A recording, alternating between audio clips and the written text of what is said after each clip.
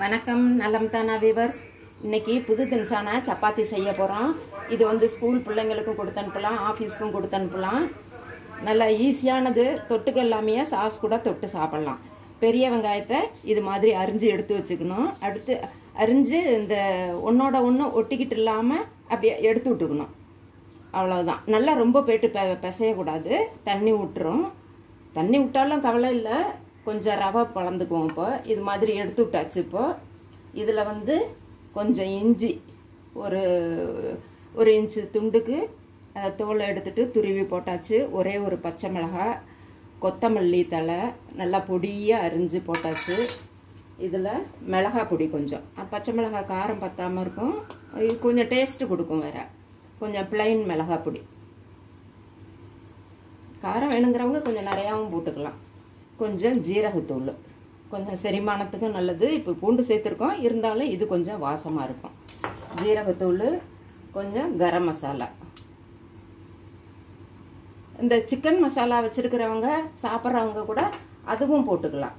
அதுவும் ரொம்ப நல்லா இருக்கு. நமக்கு ஸ்பைசியாக வேணும்னா இன்னும் இந்த சாட் மசாலாவும் நாங்களும் கொஞ்சம் போடுறேன். கொஞ்சமாக உப்பு, இதுக்கு தகுந்தது மட்டும், இதுக்கு தகுந்தது உப்பு. கொஞ்சம் சாட் மசாலாவும் போட்டுக்கலாம், அந்த புளிப்பு தன்மை கொடுக்கறதுக்காக. தக்காளி போட்டோம்னா ரொம்ப தண்ணி விடும், அதுக்காக. இது நம்ம ஸ்பைசி வேணும்னா இந்த சிக்கன் மசாலா, மட்டன் மசாலா அது கூட கொஞ்சம் கலந்துக்கலாம். இதை லேசாக கலந்துக்கிட்டு இதில் இருக்கிற ஈரப்பசை போகணுங்கிறதுக்காக தான் கொஞ்சம் ரவை சேர்த்துக்கணும். நம்ம ஒரு ஸ்பூன் போட்டுட்டு இது வறுத்தது தான். ஆர்டினரி ரவா கூட போடலாம், அது சப்பாத்தியில் வெந்துடும். இருந்தாலும் நான் கொஞ்சம் அந்த வண்டெல்லாம் பிடிக்காமல் இருக்கிறதுக்காக நான் எப்பொழுதும் கொஞ்சம் லேசாக முக்கால் வறுவல் வறுத்து வச்சுருப்பேன். அதனால் இது வறுத்த ரவை இப்படி போட்டாச்சு. இதில் இன்னும் கொஞ்சம் தண்ணி பசை மாதிரி நமக்கு தோணுச்சுன்னா இன்னும் கொஞ்சம் கூட போட்டுக்கலாம். நான் ஒரு ஸ்பூன் மட்டும் போட்டிருக்கிறேன். இப்போ பார்த்தா எனக்கு சரியாக இருக்கிறாப்புல இருக்குது, அதனால் அப்படியே விட்டுறேன். இன்னும் கொஞ்சம் பத்தலைன்னா இன்னும் போட்டுக்கலாம். குவான்டிட்டிக்கு தகுந்தாப்புலையே நம்ம ஜாஸ்தி எல்லாம் போட்டுக்க வேண்டியதுதான். இப்போ இது பிசைஞ்சாச்சு. இப்போ இதெல்லாம் எடுத்து வச்சுட்டு சப்பாத்தி தேய்க்கலாம். இப்போ எப்பொழுதும் போல் சப்பாத்தி மாவு பிசைஞ்சுக்கிறது தான். ஒரு கப்பு மாவு எடுத்து அதில் கொஞ்சம் உப்பு, ஒரு ஸ்பூன் எண்ணெய், லைட் வார்ம் வாட்டர், இல்லைன்னா ஒரு சிலர் பச்சை தண்ணி கூட பிசைகிறாங்க தான் பிசைஞ்சுக்கலாம். பிசைஞ்சு ஒரு 10-15 நிமிஷம் ஊற வச்சாச்சு. இதெல்லாம் அரிஞ்சு எடுக்கிற வரையிலும் இது ஊற வச்சாச்சு. இங்கே பாருங்கள், ரொம்ப தண்ணி மாதிரியும் பிசையாமல் நல்லா ஒரு 2 சப்பாத்தி அளவுக்கு மாவை எடுத்துக்கணும். ஏன்னா இப்போ 2 சப்பாத்தி அளவு நம்ம செய்ய போகிறோம். அதுக்காக நல்லா பெரிய பாலாக எடுத்துக்கிட்டு இதை மாவு தொட்டு ரொம்ப டேஸ்ட்டாக இருக்குங்க. இது நல்ல ஸ்நாக்ஸ் மாதிரி கூட இது சாப்பிடலாம். டிஃபனுக்கு சாப்பிட்லாம், நைட்டு டின்னருக்கும் சாப்பிட்லாம், ஸ்கூலுக்கு, காலேஜுக்கு, ஆஃபீஸுங்களுக்கு கூட இதை கொடுத்து அனுப்பிச்சிடலாம்.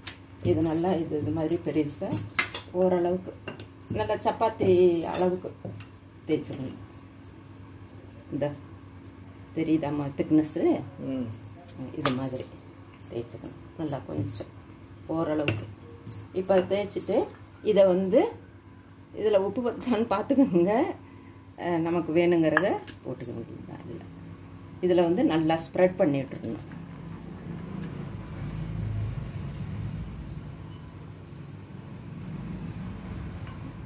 நல்லா ஸ்ப்ரெட் பண்ணி விட்டு இதை வந்து மெதுவாக உருட்டிக்கணும். கொஞ்சம் பட்டையாக, ஏன்னா இதை 2ஆக கட் பண்ணுவோம். கட் பண்ணிவிட்டு திரும்பவும் பாதி பாதியாக எடுப்போங்கிறதுனால கொஞ்சம் எப்படி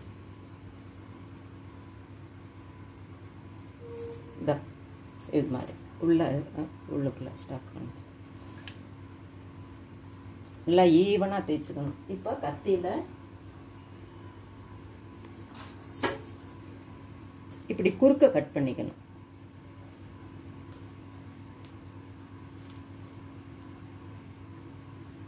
இப்படி போடையில உங்களுக்கு வந்து நல்லா சப்பாத்தி இடையில இந்த வெங்காயம், இந்த மசாலெலாம் இருக்கிறதுனால சாப்பிட்றதுக்கு ரொம்ப டேஸ்ட்டாக இருக்கும்.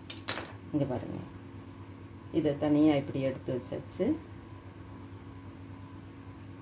இப்போ இதை வந்து கொஞ்சம் லேசாக அமுத்தி விட்டு சத்தமாக பேசுங்க. இதை லேசாக அமுத்தி விட்டு இப்படி ரோல் பண்ணணும். இப்படி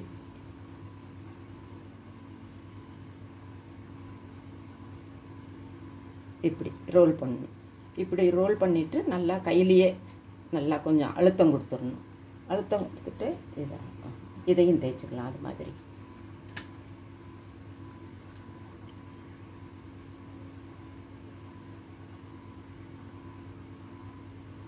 நல்ல மசால் இருக்கிறதுனால சாப்பிட்றதுக்கு ரொம்ப டேஸ்ட்டாக இருக்கும். இதையும் இப்படி அழுத்தி வச்சுக்கலாம். இப்போ மாவு தொட்டு கல் காஞ்சிருச்சு. இப்போ நல்லா கையிலேயே ஒரு அழுத்திட்டோம்னா எல்லா பக்கமும் அதே போதும் நினைக்கிறேன். இல்லை, ரொம்ப கொஞ்சம் மொத்தமாக இருக்கு. மெதுவாக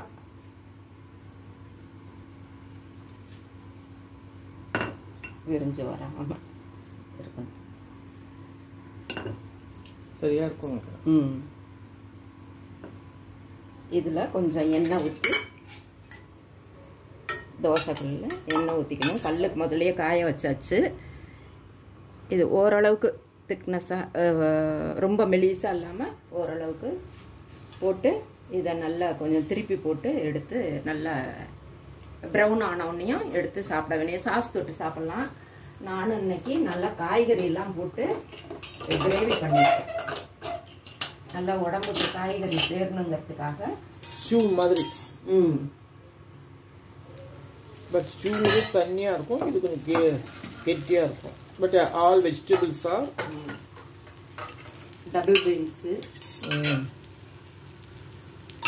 இதெல்லாம் போட்டு நல்லா முள்ளங்கி, கத்திரிக்காய் இதெல்லாம் போட்டு செஞ்சுருக்குது. சும்மா சாப்பிட்டாலும் ரொம்ப நல்லா இருக்கும்.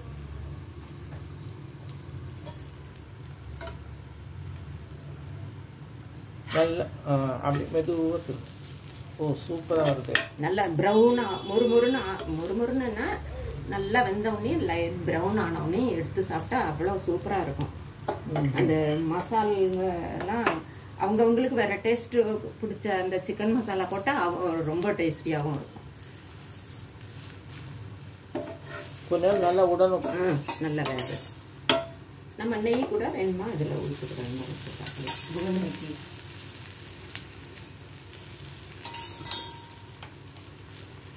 நெய் ஒரு ஸ்பூன் ஊற்றிக்கலாம்.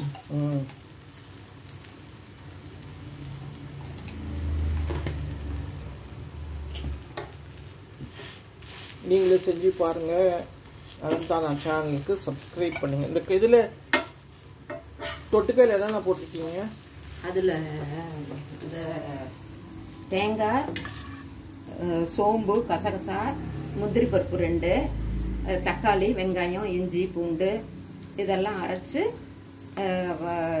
எல்லாம் எண்ணெய் ஊற்றி கொஞ்சம் நான் இன்னைக்கு வந்து கடுகு போட்டிருக்கேன். கடுகு, உளுந்தம்பருப்பு, கருவேப்பிலை போட்டு அந்த மசாலா போட்டு அதில் வதக்கிடணும். அந்த பச்சை வாசம் போகிற வரையிலும் வதக்கினதுக்கப்புறம் தண்ணி நமக்கு வேணுங்கிற தண்ணியை ஊற்றி நம்ம காய் ரெடியாக அரைஞ்சி வச்சுருப்போம் இல்லையா, அதெல்லாம் போட்டு குக்கரில் சும்மா ஒரு சவுண்டு வந்தோடனே அப்படியே எடுத்து வச்சிட வேண்டியது தான். இதோ நல்லா காலையிலேயே மார்னிங் பிரேக்ஃபாஸ்ட் இது. பாவக்காய் போட்டு. ஆமாம், பாவக்காய், கத்திரிக்காய், முள்ளங்கி, 2 அவரைக்காய் இதெல்லாம் போட்டிருக்கேன்.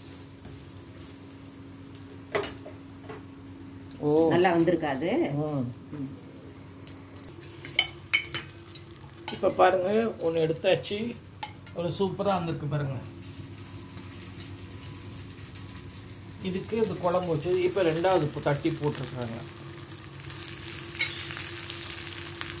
2 தான் மாவு தசிச்சு. இன்னொன்று இருக்கா? இன்னும் 2, அதாவது போட்டோம்னா 1 தேய்ச்சோம்னா 2ஆக தேய்க்கலாம். இது நல்லா நம்ம வந்து சிம்லேயே விட்டு கொஞ்சம் நல்லா வேகணும். அதுமாதிரி நல்லா எப்படி வெந்திருக்கு பாருங்க. நல்லா எப்படி இந்த கலர் வரணும், அப்போ தான் டேஸ்டியாக இருக்கும். இப்போ நம்ம நெய்யோ இல்லாட்டி எண்ணெயோ ஊற்றிக்கலாம்.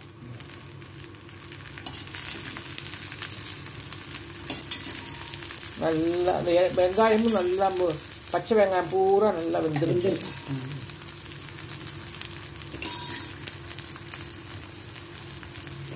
நம்ம ஹை ஃப்ளேமில் வச்சோம்னா சீக்கிரம் கருகிடும். அதனால மீடியமில் தான் வச்சுட்டு நம்ம இப்படி கொஞ்சம் நேரம் விட்டோம்னா சீக்கிரம் ஆகிடும். வெறும் சப்பாத்தி செஞ்சுட்டு மாவை பிசைஞ்சிட்டு அப்படியே பச்சையாக போட்டு செய்கிறது தான் இது. நம்ம கிரேவி எல்லாம் தேடிக்கிட்டு கிடக்கணும்னு கூட இதுக்கு அவசியம் கிடையாது. கரெக்ட். இன்னைக்கு நீங்கள் கிரேவி செஞ்சுருக்கீங்க? ஆனால் செஞ்சுருக்கேன். காலையில் கொஞ்சம் காய் உடம்புக்கு சேர்த்துனா நல்லதுன்னு சொல்லிட்டு செஞ்சுருக்கேன். ஒரு அவசரத்துக்கு இது மாதிரி செஞ்சுக்கிட்டோம்னா தொட்டுக்க கூட வேண்டியதில்லை. எந்த நேரமும் ஒரு நேரத்துக்கு சாப்பிட்டுக்கலாம். ரொம்ப ஈஸியாக சீக்கிரமாகவும் முடிஞ்சிடும். இது டேஸ்டியாகவும் இருக்குது. பிள்ளைங்களுக்கு வந்து லஞ்ச் பேக் இது 2 கொடுத்துட்டோம்னா அவங்க வீட்டில் ஸ்கூலில் போயிட்டு உட்காந்து பொறுமையாக சாப்பிட்ருங்க. அதுக்கு வேறு எதுவும் சைட் டிஷ்லாம் கொடுக்கணும் அவசியம் கிடையாது.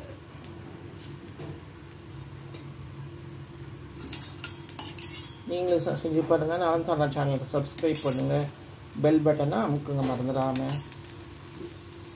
வேறொரு வீடியோவில் உங்களை சந்திப்போம். பாய். அதுக்கு தொட்டு வைக்கிறியா? தொட்டு காமிச்சிடுறான். இது சாஸ் கூட வைக்கணுமா? இது மட்டும் போதுமா? இப்போ டிஸ்பிளே ஒரு வெங்காயம் ஒரு தக்காளி ரவுண்டாக அரிஞ்சு வச்சா கூட இன்னும் ஃபேஷனாக தெரியும். பட் நம்ம வியூவர்ஸ்க்கு அவசியம் இல்லை. பாய்.